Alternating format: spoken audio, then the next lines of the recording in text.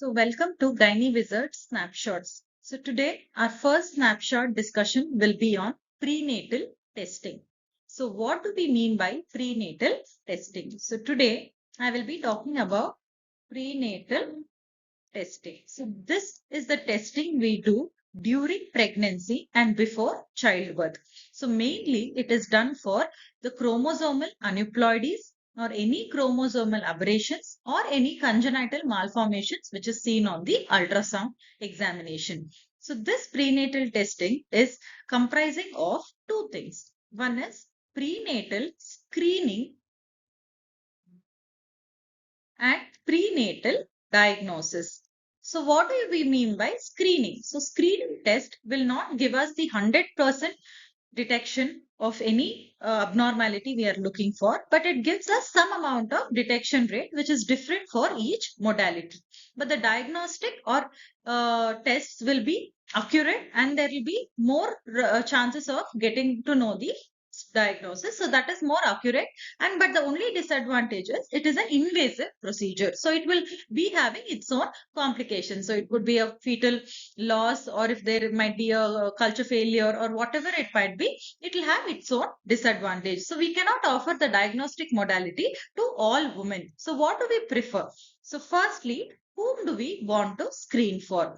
So ideally, according to ACOG, they describe that this prenatal testing has to be given, an option of prenatal testing has to be given for all pregnant mothers during their booking visit. So we have to tell them firstly that this prenatal testing is available.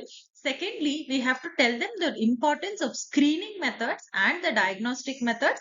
Third thing, we have to tell them the accuracy rate, and sometimes there might be the chances of shifting from screening test to the diagnostic test. So we have to explain them all these, and in some women with a prior risk we have to directly offer them the diagnostic testing, so that we call it as women who have increased chances of a priori risk. So what is the meaning of a priori risk? So a priori risk tells that if they have a prior risk of increased chances of development of chromosomal abnormalities, we have to offer them a direct diagnostic test. So who are they? If the woman has previous history of any baby with fetal trisomy, or if the baby has any chromosomal aberration in her previous pregnancy, or if the parents are themselves carrying any translocations like Robertsonian translocation,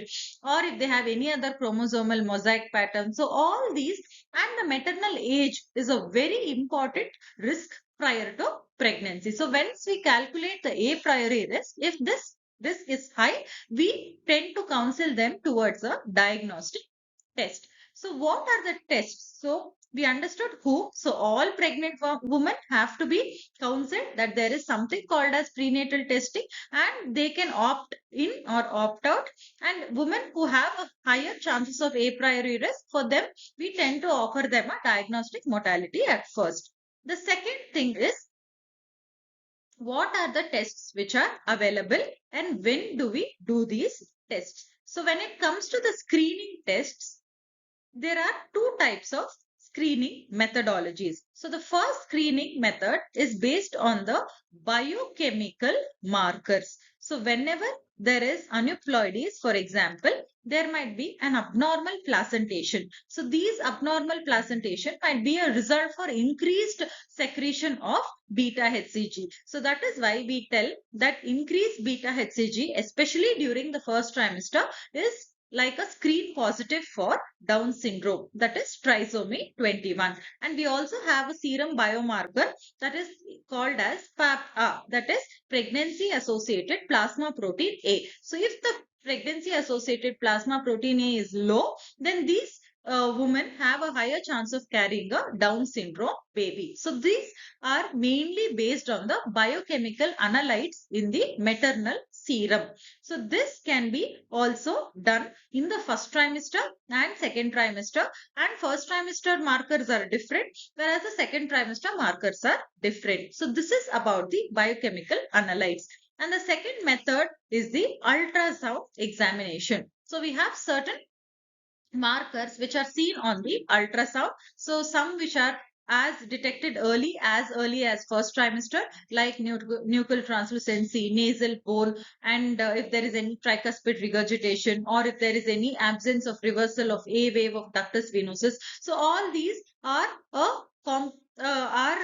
cumulatively called as a first trimester diagnostic screening methods regarding the ultrasound examination. Whereas the second trimester, we have some of the markers like called as soft markers, which might also be an evidence to prove that there might be an underlying aneuploidy. So these are the two methodologies which are available. So the first one is biochemical markers and the second one is ultrasound examination. And when we have to do, it depends upon the type of test we are choosing and which trimester we are doing, whether we are doing it in the first trimester or whether we are doing in the second trimester. So based on the first trimester or second trimester, we have different screening modalities and diagnostic modalities which are invasive in nature. Usually in the first trimester, we do a chorionic villus sampling, whereas in the second trimester, especially after 15 weeks of gestation, we do something called as amniocentesis. So these are the two diagnostic modalities which are important in uh, prenatal testing. So in detail, we will discuss about screening methods and diagnostic methods. So there is So this is a single snapshot of prenatal genetic testing. So what do we have? So based on the trimester which we are doing the genetic testing, we have divided it into the first trimester and second trimester methods. So the screening methods in the first trimester, if it is only the biochemical analytes we are interested in, it is called as a dual marker. So in the dual marker, we have two serum analytes. One is beta HCG and one is pregnancy associated plasma protein A. So if it is trisomy 21, beta HCG will be high and papa will be low. If it is trisomy 18, both will be low. And if we combine this with nuchal translucency, that is the ultrasound modality, we call it as a combined first trimester ultrasound screening. So it is called as a combined test which includes both the biochemical analytes and the nuchal translucency. So this is a table which is obtained from Williams, and the combined test, that is the first trimester screening, has a detection rate of as high as 80 to 84%, whereas the NT alone has a detection rate of 64 to 70%. So the false positivity rate is slightly low, that is around 5%. Okay. So this is the first trimester screening methods. And when we come to the second trimester methods, we have again the serum biochemical analytes that we call it as quad screening. So what do we mean by quadruple test? It contains 4 serum biomarkers. So what are they? One is beta HCG. The second one is serum estriol. The third one is inhibin.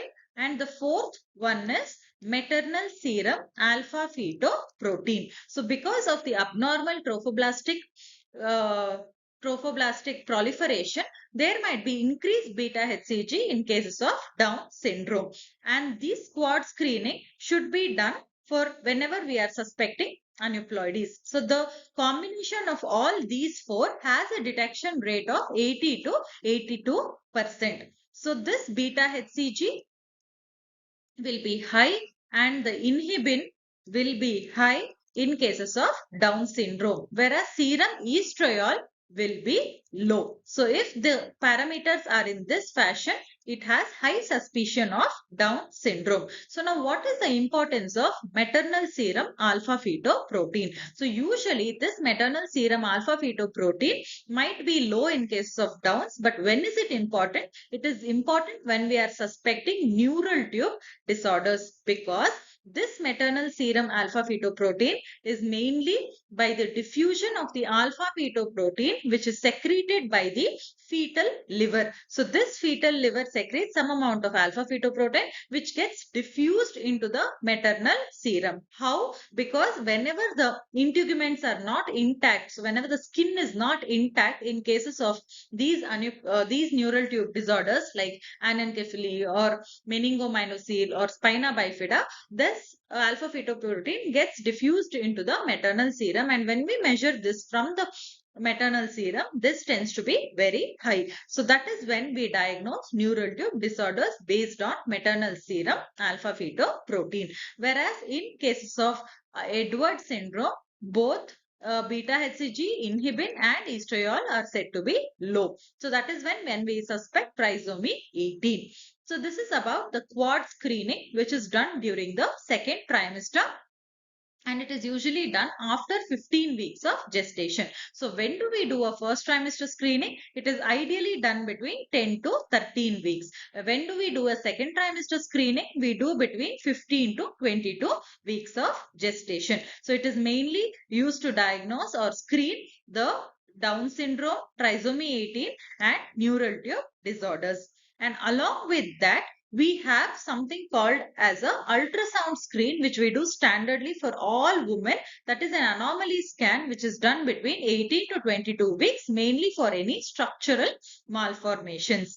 And in second trimester, we have extended screenings that is done between the first and second trimester. So that is called as an integrated screening. So what do we mean by integrated screening? When we combine the first trimester and second trimester, so we do a combined test and we do a quadruple test. So this is a combined test of first and second trimester is called as an integrated testing, which has a detection rate as high as 94 to 96%.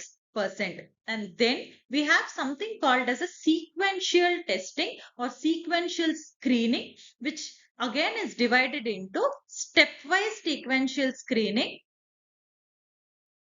and contingent sequential screening. So what do we mean by stepwise? We do first trimester screening, and then if it is positive, we do a second trimester screening. So this is called as a stepwise screening, which is done between first trimester to second trimester screening. And this results after the first trimester are available. Though if it is positive or negative, we do a second trimester screening. So this is the importance of stepwise. Whereas in integrated screening, we do the first trimester screening, we do not get the results, but meanwhile we do a second trimester, that is quadruple screening, and the entire risk is estimated after the first and second trimester combined. So this is the drawback of integrated, where we have to wait till the second trimester results. But this has been modified in the stepwise, where we do a first trimester screen, we get to know the risk, and though it is positive or negative, we carry on with the second trimester and then we get a combined risk. So for counseling purposes, it is better to do a stepwise rather than a integrated testing. And now we have an even more better thing, that is a contingent screening, where we do a first trimester screening, we divide them into 3 risk stratifications. So we see whether it is 1 in 30, and if it is 1 in 30 to 1 in 500 and more than 1 in 500. So if it is 1 in 30, that means that it is high risk and they have to be going for diagnostic methodology. If it is intermediate risk, you can then do a quad screening. Whereas in the low risk woman, she does not require any further testing. So that is how we do and compute a contingent testing. So contingent testing is nothing but first trimester screen followed by risk stratification, 1 in 30, 1 in 30 to 1 in 500 to more than 1 in 500. So 1 in 30 is a high risk category where we directly go and do a diagnostic modality. 1 in 30 to 1 in 500, we do a second trimester, that is quad screen. And if it is more than 1 in 500, there is no need of any further testing. So this is nothing but a contingent testing. And now this has a detection rate of 91%. Now we have to understand that there is one test which is an intermediate between the screening and diagnostic modalities. So this is nothing but called as a cell-free DNA analysis. So this cell-free DNA analysis was standardized in the year 2011, and we call it as cell-free fetal DNA, which has another name called as NIPT. That is a non-invasive prenatal testing. So what is the principle behind this? Because we know that the placenta is not a watertight medium, some amount of fetal DNA or the fetal cells get diffused into the maternal serum, and because of the immune system they get broken down and the DNA is freely floating in the maternal serum. So if we collect the maternal serum about 10 to 20 ml and then we isolate this DNA can be undergoing any polymerase chain reaction. We can multiply it and then we can do a genetic testing. So this is the principle behind doing an NIPT, and usually the NIPT can be offered anytime after 10 weeks of gestation, and the minimum fetal fraction required, so the minimum amount of DNA, that is the minimum amount of fetal fraction which is required for this NIPT to give normal results, is more than 4%. So if it is less than 4%, it is very difficult for us to interpret the results. But because we are directly isolating the fetal DNA, the detection rates is as high as 99% in cases of Down syndrome. So that is why it is a good modality. But still, if we have a screen positive or screen negative, we can give them a positive rate of 99%, but we cannot exclude it completely. So that is why this is not a diagnostic modality and still it falls under the category of screening test. So it can be done anytime beyond 10 weeks. It's a blood test and it screens all the aneuploidies and some amount of chromosomal abnormalities it can detect by doing a FISH, that is fluorescent in situ hybridization test. So this can be done in cases of high suspicion of any aneuploidies or chromosomal aberrations, or if we are suspecting any malformation. So that time also we will get to know. But to do a structural malformation test, it is always better to do an anomaly scan and rule out any structural malformations. So this is about the first trimester and second trimester screening methods. So hope you have a good clarity about it, including the detection rates. So lastly, we have to discuss what are the diagnostic methodologies which are seen. So diagnostic are always invasive and we have divided them into three. So one is the chorionic villus sampling, which is done usually in the first trimester, more than 10 weeks of gestation, and amniocentesis, which is usually done between or more than 15 weeks of gestation. And we have some indications for fetal blood sampling. So fetal blood sampling is mainly used in RH isoimmunization when we want to look for any fetal anemia or any other causes when we are suspecting fetal infections, like torch screen. If it is positive and we are suspecting that time also we can do a FBS. But what we are interested today is to discuss about chorionic villus sampling and amniocentesis. So what do we mean by chorionic villus sampling? It is where we are extracting the direct chorionic villi and we are subjecting them for genetic testing. So this trophoblastic tissue has some amount of fetal DNA. So this we are extracting and then we are subjecting them for genetic analysis. So how do we have to do? So there is a GTG guideline on CVS and amniocentesis, and in the same website they have some videos. So this I will be uploading the link for the videos for your further reading and for getting a better idea. So what we have to do? We have to do it under ultrasound guidance. So the first important thing is ultrasound guidance, and it does not require any anesthesia. So it is like a daycare procedure.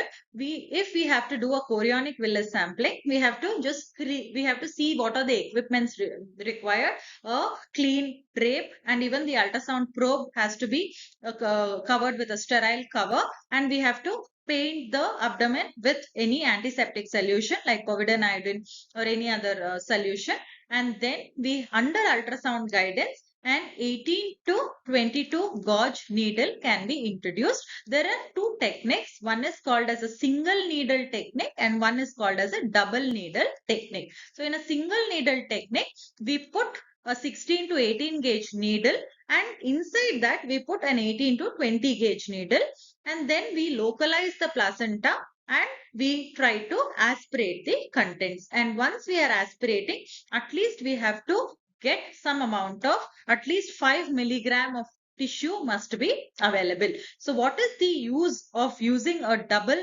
needle where we just put 16 to 18 and followed inside that we put 18 to 20. So once we have got the tissue, if it is inadequate, in the same puncture we can put again and aspirate. Whereas a single needle we cannot do that because we'll be using only one needle, and if it is not sufficient, again we have to puncture it twice. So this is little cumbersome. So presently we always use a double needle technique, and this can either be done either by trans-abdominal route or trans-cervical route. So usually the preferred route is trans-abdominal, especially if there is an anterior placenta. But if there is a posterior placenta or if the placenta cannot be accessed through the abdominal route, rarely we do a trans-cervical route where also the double needle technique can be followed. But the important thing is it has to be done under ultrasound guidance, and we have to always do it after 10 weeks of gestation. And this chorionic villus, the tissue is subjected into genetic analysis. So this is about CVS. Next, we have to discuss about amniocentesis. So what we do in amniocentesis, as the name tells, after 15 weeks of gestation, we can directly aspirate around 15 to 20 ml of amniotic fluid, and we have to subject them for genetic testing because it contains the fetal cells. Again, this requires a sterile drape and we have to clean parts. We have to prepare, put a drape, and the ultrasound should be kept, and we have to introduce around 22 gauge needle like spinal needle can be introduced, and around 10 to 20 ml of fluid is aspirated and it is sent for genetic testing. But if there is an anterior placenta or if the fluid is not accessible, it is slightly tricky. So always we have to do under ultrasound guidance, and the blood tap, the fluid must be discarded. So the first 2 ml of the fluid must be discarded, and the next 10 to 20 ml which is available has to be subjected to genetic analysis. So this amniocentesis, it is usually easy if it is a posterior placenta. So whichever is free, that fluid pocket we have to collect. So this is about amniocentesis, and you can watch the videos for a better understanding, which I will be sharing you the link. And the lastly, what genetic testing are we doing on these tissues which you have taken, either the chorionic villus or the amniocentesis? This DNA has to be checked, and this will undergo a polymerase chain reaction, or these cells are collected.